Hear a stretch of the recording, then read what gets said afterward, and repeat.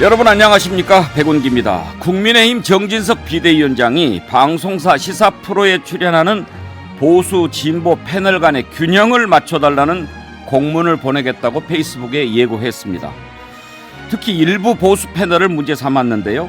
대통령을 비아냥대고 집권 여당을 욕하는 사람이 어떻게 보수를 자처할 수 있느냐고 불만을 털어놓았습니다.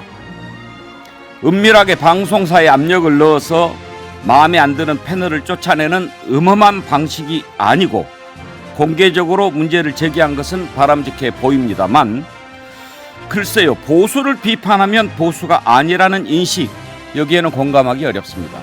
여러분은 어떻게 생각하십니까? 이따 같이 한번 생각해 보시죠. 백운기의 시사 1번지 출발합니다. 네 분 패널 소개하겠습니다. 장성철 공론센터 소장, 현근택 민주연구원 부원장, 윤희석 전 국민의힘 대변인, 장윤미 변호사 나오셨습니다. 어서 오십시오. 네, 안녕하세요.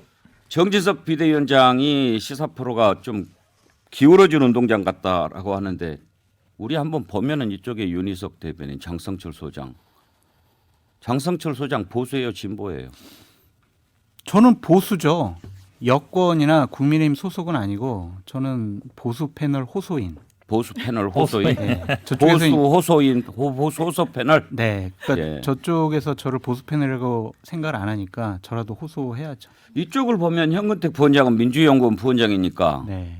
뭐 확실한 야권 인사고. 네. 장윤미 변호사는 민주당 당적 있어요? 저는 민주당에서 이렇게 뭐 직책을 법률위원회에서 하나 맡고 있는 건 있습니다. 그러면 네. 이제 그쪽으로 분류하는 건 맞네요. 네. 윤희석 대변인 보시기에 우리 지금 균형이 어때요? 안 맞아요? 되게 어려운 질문을 하신 정말 어려운 질문인데. 아니, 뭐가 어려워요? 사안에 따라 달라요. 아니 그러니까 지금 진보 패널, 보수 패널 우리가 이렇게 하잖아요. 정진석 비대위원장과 시각이 좀 다른 거 하나는, 거기는 여야 패널 이렇게 이야기합니다. 여야 패널. 네. 여야 패널로 우리가 방송하는 건 아니에요. 예. 진보, 보수. 예. 거기에 당적을 갖고 있는 인사도 있고, 네. 그냥 자기가 나는 보수다 이렇게 생각하는 사람이 있는 거죠. 근데 장성철 소장 콕 집어서 얘기한 것은 아니지만 누가 봐도 장성철 소장 얘기한 것 같은데, 장성철 소장이 나는 보수다라고 하는데 네가 왜 보수냐라고 하면 그거 뭐라고 그래요, 그걸? 그러니까 윤희석 대변인 보시기에 장성철 소장 보수예요, 아니에요? 보수죠. 보수인데 비판적 보수죠. 그러니까 그럼 현근택 부원장이나 장윤미 변호사가 만약에 이재명 비판하면은 그거는 뭐 진보 아닌가요? 진보죠. 근데 비판하는 적을 별로 못 봤다. 맞아. 그거는 맞는 말이에요. 그래서 제 생각에는 비판 좀 하세요, 진짜. 아니 근데 장성철 소장님 제가 보면 항상 이제 보수를 얘기해요. 맨날 이재명 뭐 감옥 가야 된다. 맨날 저 대선 때도 보면 깜빡할 거다.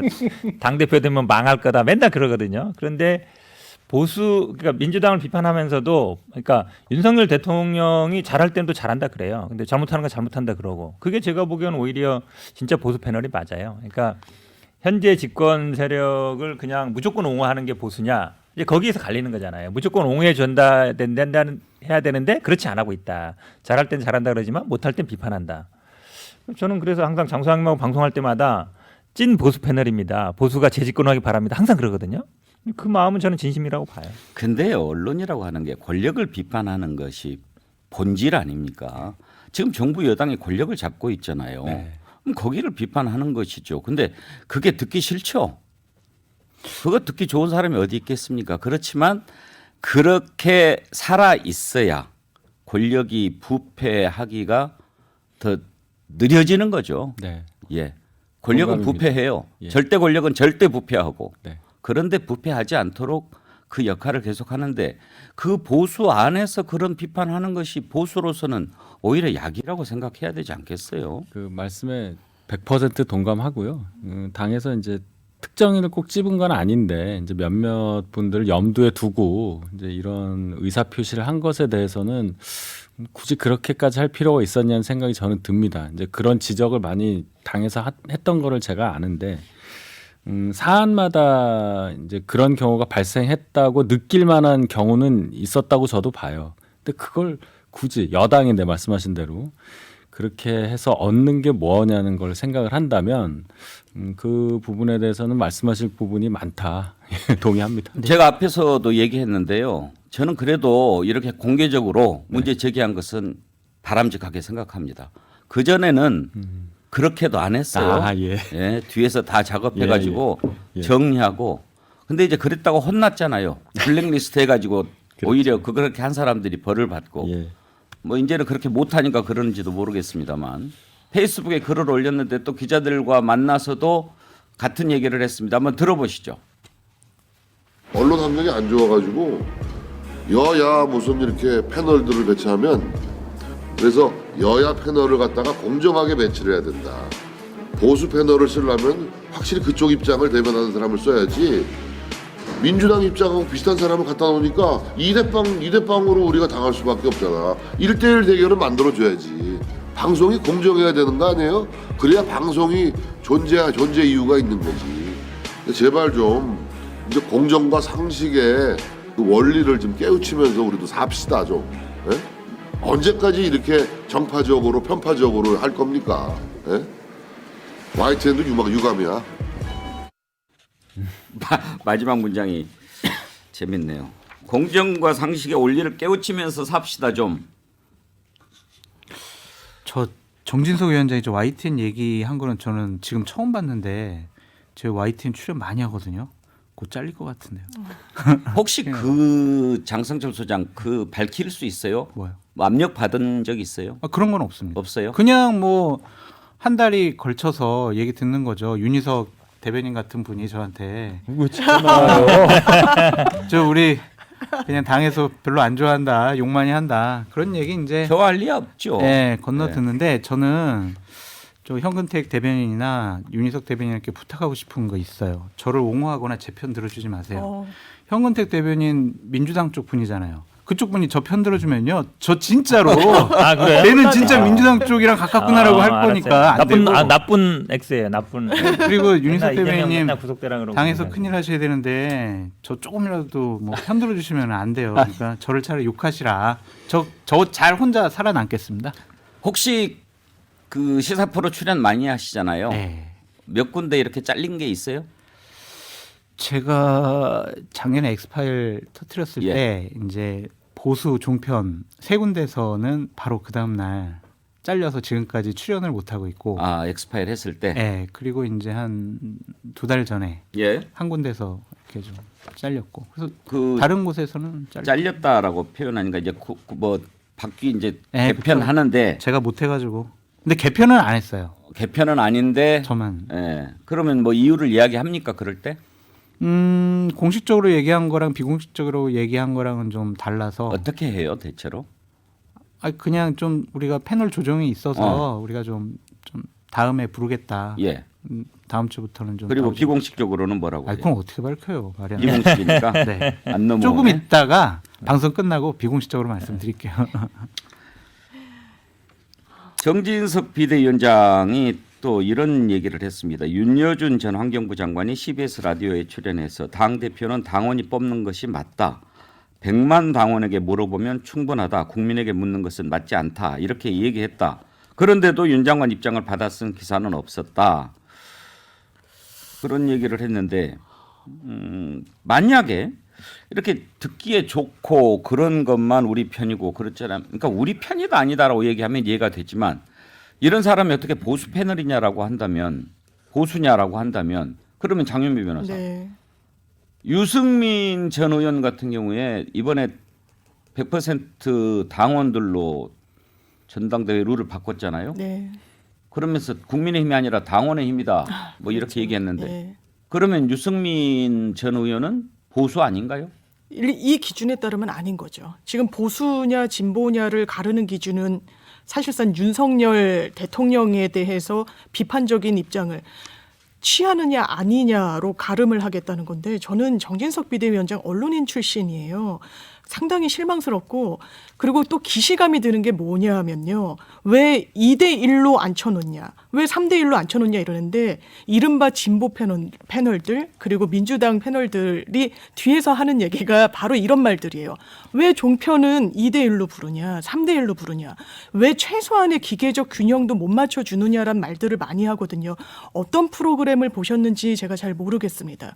그리고 저는 2대1, 3대1 기계적인 균형에 대해서도 필요하지만 기본적으로 편집권, 방송에 대한 운영권은 제작진이 갖는 거예요. 이정현 전 홍보수석 전화했다고 집행유예 받았었습니다. 나중엔 벌금형으로 감형됐지만요. 방송법에요. 편성권에 대해서 제3자가 뭐라 할 수가 없습니다. 저거는 똑같은 기준으로 하면은 수사감이라고 봐야 됩니다. 윤여준 전 장관이요. 뭐라고 얘기했냐면요. 기자들이 딱 기사에서 저도 기자했을 때 그 풀 워딩을 보면 기사로 뽑아낼 수 있는 거는 제한돼 있어요. 왜냐하면 보수 정부의 장관을 역임하신 분이잖아요. 보수의 어르신이잖아요. 윤석열 정부에 대해서 낙제점이라고 얘기했습니다. 한동훈 장관에 대해서는 정치하지 말라 그랬어요. 왜? 정치를 해서 다치기 때문이 아니라 그렇게 또 편집을 해서 가공하는 언론도 봤지만 정확한 워딩은 정치에 소질이 없다라는 거였어요. 이런 화법 아주 명료한 거 법무부 장관까지라는 취지였습니다. 그건 기자들이 취사 선택해서 쓰는 거예요. 왜 다른 좋은 게 있는데 당원 100%는 쓰지 않았냐? 그렇게 얘기하는 게 편집권에 대한 침해이자 반헌법적인 처사입니다. 듣고 싶은 말만 들으면 안 되죠. 제가 이렇게 도대체 어떻게 얘기를 했는가 오늘 전문을 봤더니 윤석열 정부에 대해서 낙제점을 주면서 민심이 많이 떠난 요인 중에 하나는 역시 인사 문제 아니었나 싶어요. 인사라는 게 참 쉽지 않은 거죠. 제가 과거에 청와대 근무를 오래 했잖아요. 제 과거 경험으로 비춰보면 하여간 국민들은 깜짝 놀랄 만큼 인사에 예민해요. 그렇게 얘기했는데 이런 부분들에 대해서 보수의 원로 뭐 이런 분들이 지적하고 그런 부분을 좀 새겨 듣고 만약에 그런 논리라고 한다면 이재호 고문 같은 경우에 나와서 엄청나게 비판 많이 하더만 그러면 그분도 보수 아닌가요? 앵커님 저 억울한 거 하나만 좀 말씀드려도 말해보세요. 되겠습니까? 예. 제가 정말 현근택 변호사님도 저 인정을 했지만 이재명 당대표나 민주당에 대해서는 제가 좋은 소리를 한 적이 없는 것 같아요. 비판을 정말 많이 심하게 하거든요. 하죠. 그런데 그게 유튜브에서 짤로 안 만들어져요. 그 제가 윤석열 대통령이나 국민의힘 비판하는 것만 짤로 막 만들어져 가지고 저는 보수 우파를 비판하는 사람 이런 이미지를 주고 있는 것 같아서 저는 상당히 억울해서 저 시사일본지에서는 제가 이재명 당대표 비판하는 거 쇼츠로 좀 만들어 주셨으면 감사하겠습니다. 그것도 언론 탄압이에요 일종의. 좀 부탁드리는 우리한테 압력 넣지 마시고요. 부탁드리는 거. 왜 그런지만 제가 설명을 해드릴게요. 네. 장성철 소장이 민주당 비판하는 거는 개가 사람을 무는 경우예요. 당연한 뉴스가 거다. 안 돼요. 예. 근데 사람이 개를 물면 그 뉴스가 되죠. 보수 패널인데 보수를 비판하네? 국민들이 관심을 갖죠. 근데 저를 개로 비유하신 거 아니, 조금 좀 뉴스의 원리를 거시기한 얘기하는 것 같은데. 겁니다.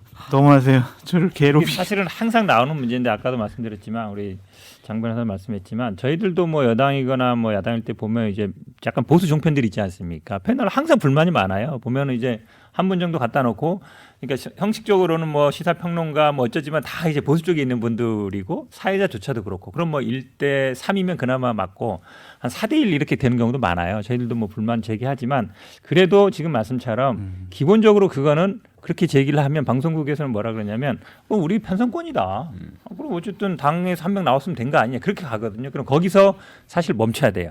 우리 편성의 자유가 있기 때문에 한 번 얘기는 할 수 있지만 근데 그거를 공식적으로 항의하고 누구를 넣고 누구를 빼달라 그거 가면 제가 보기에 그거는 기본적으로 방송의 독립성 비슷한 경우도 있습니다. 기계적으로 균형을 맞을 수는 있는데 발언 기회라든지 진행자가 어떤 식으로 이렇게 유도한다든지 하는 경우에 있어서 제 입장에서는 좀 불편한 경우가 좀 있었어요. 예, 그런 것도 뭐 물론 편성의 자유 또는 진행자의 재량인데 그 부분은 뭐 지적할 만하겠죠. 예. 우리 애청자님들 반응을 좀 소개를 해드릴까요? 임금님, 귀의 캔디님, 보수의 좌심방, 우심실, 정통 보수 패널 장성철 화이팅. 써니님, 장성철 소장님 주눅 들지 마세요. 양심혁명님, 잘린 방송국 공개 좀 해주세요. 젤리스님 장성철 많이 불러주세요. 전상고님 시사 1번지 자르려고 하네. 고우성님 장 소장님 쫄지 마시고 힘내세요. 보수가 아니고 중도 보수라고 하시고 보수 대신 보너스 받는다고 하세요. 강지연님 진짜 보수를 사랑하는 장성철 화이팅 힘내세요. 그러면 잘하든가요? 잘하면 비판하겠습니까? 한두 분만 더 소개하죠. 많이 왔어요. 우루뿌님 장성철 소장님 힘내세요. 우리가 있어요. 정의로우님 맨날 장성철 욕하던 놈들이 이제는 편드냐? 뭐 이런 의견도 주셨고 호시우행님 TV조선은 전부 보수 패널이더만. 네, 장 소장님 격려의 댓글 많이 왔으니까 힘내세요. 감사합니다. 그러다가 진짜 울겠네. 네. 그래요. 저 윤희석 대변인도 이제 보수. 윤희석 대변인한테는 뭐 그런 얘기 안 하죠. 왜 저 우리 편 안 드는 발언 안 하냐고. 뭐 그런 적은 없습니다. 예. 근데 정말 그 기회가 되면 네. 여권에 가서 그런 얘기를 자꾸 해주세요. 아픈 얘기를 새겨 듣는 모습을 보여주는 것. 그것이 국민들한테 사랑받는 길이라는 것을 왜 모르냐고. 알겠습니다. 예. 정진석 비대위원장의 시사 패널 시비 건 것과 관련해서 한번 따져봤습니다. 다음으로 넘어가죠. 윤석열 대통령이 노동계를 향해서 지금 이제 좀 강도 높게 대응을 해나갈 그런 모양입니다. 취임 후에 처음으로 적폐청산이라는 단어를 꺼내 들었는데요. 적폐로 지목한 대상이 다름 아닌 노조입니다. 집권 2년 차를 앞두고 노동계를 향해서 이렇게 연일 강공 모드를 이어가는 배경이 무엇일까 한번 짚어보도록 하겠습니다. 윤희석 대변인, 지금 이제 어제 노조 부패를 공직 부패, 기업 부패와 함께 3대 부패로 규정을 하고 엄정한 법 집행에 나서겠다 이렇게 밝히지 않았습니까? 네.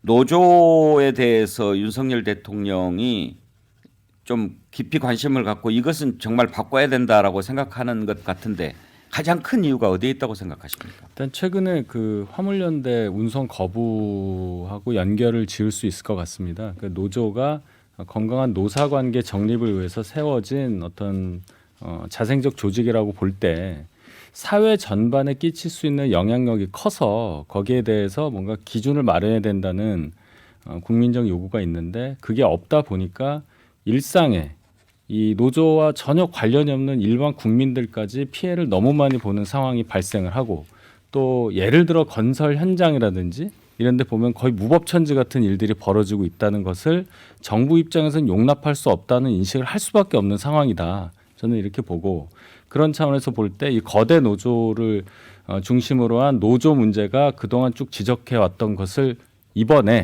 기회에 한번 점검하고 바꿀 수 있는 상황으로 만들어보자. 아마 그런 의지라고 저는 해석합니다. 노동개혁 또 특히 노조 문제는 윤석열 대통령이 후보 시절에도 공약으로 내걸었던 부분이죠. 예. 그때 가장 강조했던 것은 뭐였습니까? 귀족 노조 문제였습니까? 그렇죠. 그리고 이제 나아가서 이제 일자리 문제 관련해서도 뭐 이 유연성 많이 말씀을 하셨는데 결국은 지금 집권해서 이제 6개월 넘어서 상황에서 볼 때는 노조의 불법적인 행동 또는 노조가 너무 정치화해서 본연의 모습을 잃고 국민 일상에까지 피해를 끼치는 상황은 막겠다는 행정 수반으로서의 인식이 더 커진 그런 상황이라고 봐야죠. 현근택 네. 부원장께서는 윤석열 대통령이 노조를 타겟으로 삼은 배경 어떻게 분석하십니까? 일단 이제 노조 지금 이제 화물연대 파업 말씀하신 것처럼 화물연대 파업에 대해서 강경 대응을 하면서 이제 지지율이 좀 올랐다. 이제 이런 분석들이 많지 않습니까? 그러니까 이제 그거에 대해서 아마 좀 얘기를 하는 것 같은데 저는 이런 말씀드리고 싶어요. 기본적으로 어떤 사회적인 문제가 돼서 그거를 개혁하겠다. 아니면 어떤 뭐 회계 부정이 일어나서 막 사회적인 문제가 됐어요. 막 내부 고발도 이어지고 그럼 이거 해야 된다. 이건 맞아요. 근데 지금은 그게 아닙니다. 지금 뭐 회계 부정 문제가 되는 게 아니에요. 근데 이미 이제 방침을 정해놓고 문제가 있을 것 같다. 그러니까 한마디로 얘기하면 지금 뭐 회계 보고를 받겠다 법안도 만들지만 수사를 하겠다 아니면 어떻게 하겠다 이렇게 가는 거거든요. 근데 지금 저는 물론 기업 뭐 공적 부패 예를 들어서 뭐 노조를 같은 급으로 보고 있는데 기업과 공무원과 노조가 같은 위치에 있느냐 그렇지 않거든요. 왜냐하면 기업이라는 건 우리가 그동안 쭉 해왔지만 뭐 비자금 조성해서 뭐 정치자금 된다는 게 이런 게 있었고 공직자 부패라는 건 항상 뭐 뭔가 뭐 권한을 행사하는 거지 않습니까? 근데 노조라는 거는 기본적으로 약자의 위치에 있어요. 을의 위치에 있거든요. 자기들을 지키기 위해서 우리가 회비를 받아서 단계체를 만들어서 우리가 어떤 자생적으로 만드는 조직입니다. 이게 예를 들어서 정부가 뭐 지원을 해준다 그러면 당연히 그거는 뭐 감사 대상이 되겠지만 그렇지 않고 자생적으로 만들어진 조직에서 우리가 파편화돼 있을 때는 힘이 없는데 그래서 우리가 돈을 모아가지고 힘을 기르겠다고 하는 건데 거기에 대고 적폐라는 게 뭐 나온 게 없잖아요. 근데 적폐라고 이미 규정하고 그 다음에 그러면 회계 감사도 받아보겠다. 뭐 아마 제가 보기에는 뭐 다 동원하겠죠. 뭐 공정거래위원회든 아니면 뭐 검찰에 동원할 것 같은데 이런 식으로 방향을 미리 정해놓고서 하는 거는 물론 노조에 대한 약간 부정적인 시각은 있는 것 맞습니다만 이게 과연 이 지금 적폐청산이라고 규정할 만한 일인가에 대해서는 뭐 의문을 제기하지 않을 수 없습니다.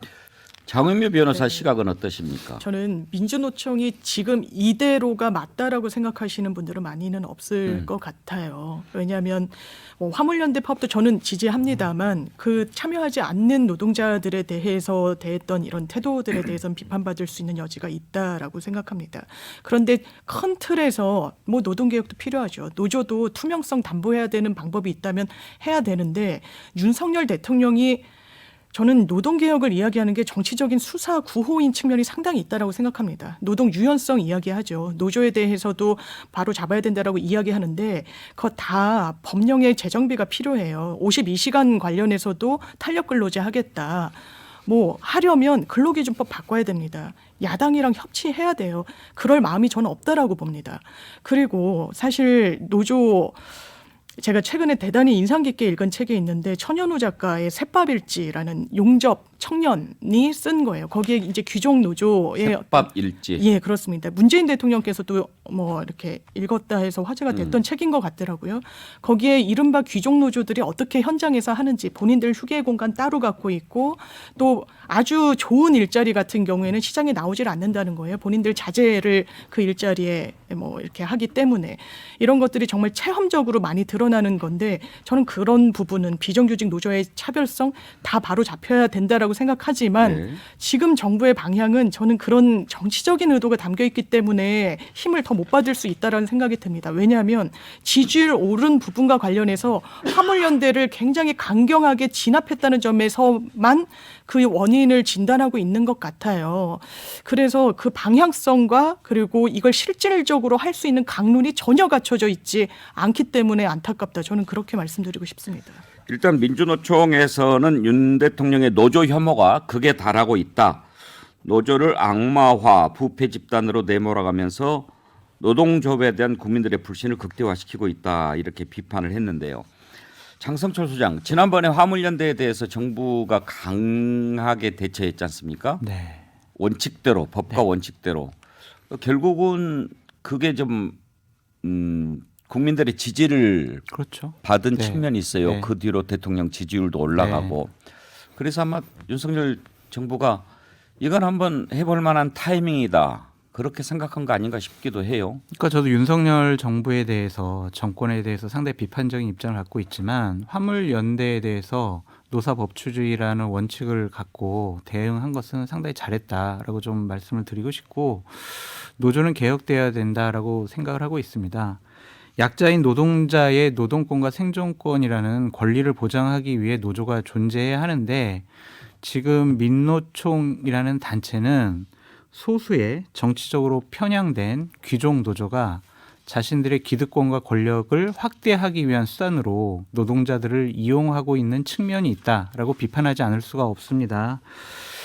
노조는 노동자의 권리를 위해서 존재해야 되는데 주말에 집회를 보면은 민노총의 집회를 보면 한미동맹 해체해라, 주한미군 철수해라, 한미훈련 하지 말아라 이런 정치적인 구호가 난무하고 있습니다. 과연 이것이 맞는 것인가라는 생각이 들고 노조 활동은 법적으로 보장되어야 합니다. 하지만 노조 활동을 안 하겠다라는 비노조원들의 활동과 생존권도 함께 존중되고 보장되어야 하는데 그냥 폭력적인 행위로 비노조원들을 겁박을 하고 협박을 하는 것은 옳지 못한 태도다라고 말씀을 드리고 조직력을 동원을 해서 사회를 마비시키겠다, 정권을 굴복시키겠다 이렇게 힘자랑하는 것도 노조가 할 일은 아닌 것 같다라고 비판해 봅니다.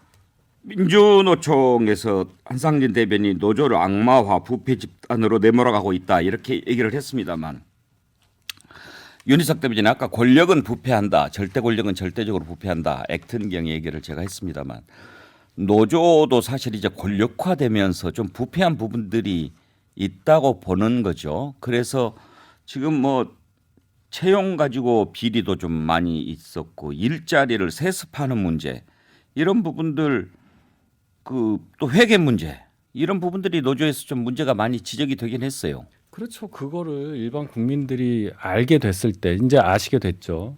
어떤 반응을 보이시겠어요? 노조 스스로가 지금 정부에 대해서 너무 우리를 악마화한다라고 말을 하려면 본인들이 악마화되지 않았다는 걸 증명을 해줘야 됩니다. 여기에 대해서 주장을 할 게 아니고 증거를 내세요. 자기들은 악마가 아니라는 증거를 내줘야 되는데 지금 나온 상황으로만 보면 상당히 문제가 많은 조직이다. 그리고 보면은 막 대로를 점거하지 않습니까?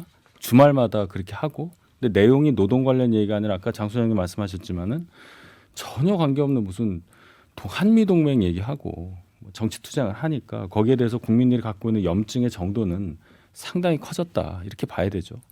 장유미 변호사, 그러면 정부의 노조 대응 앞으로 어떤 방향이 될까요? 수사를 통해서? 저는 일단 1차적으로 지금 법률안이 제출된 걸 보면은 회계 투명성을 담보하겠다는 거에 첫 그 스타트를 끄는 것 같아요. 그런데 이것도 정확하게 짚어봐야 됩니다. 전혀 그러면 회계감사를 안 받고 있느냐? 지금 노동조합법이 그렇게까지 무방비로 돼 있지 않습니다. 6개월에 한 번씩 회계감사원을 둔 그 사람이 그 회계를 감사를 해야 되고요. 그걸 노조원들에게 다 알려야 되는 의무가 있습니다. 다만 이제 회계 장부와 관련해서도요. 근거 법령은 없어요. 그걸 공개해야 된다는. 그런데 하급심에서 그 판단이 막 갈렸었고 왜냐하면 노조원들이 막 보여달라고 했었거든요. 대법원에서 마침표를 찍었습니다. 보여줘야 된다라고. 그래서 어느 정도 또 선진적으로 온 부분이 있어서 저는 이 정치적인 색깔을 입히는 건 좀 문제가 있는 것 같습니다. 네, 자 15 듣고 이어가겠습니다.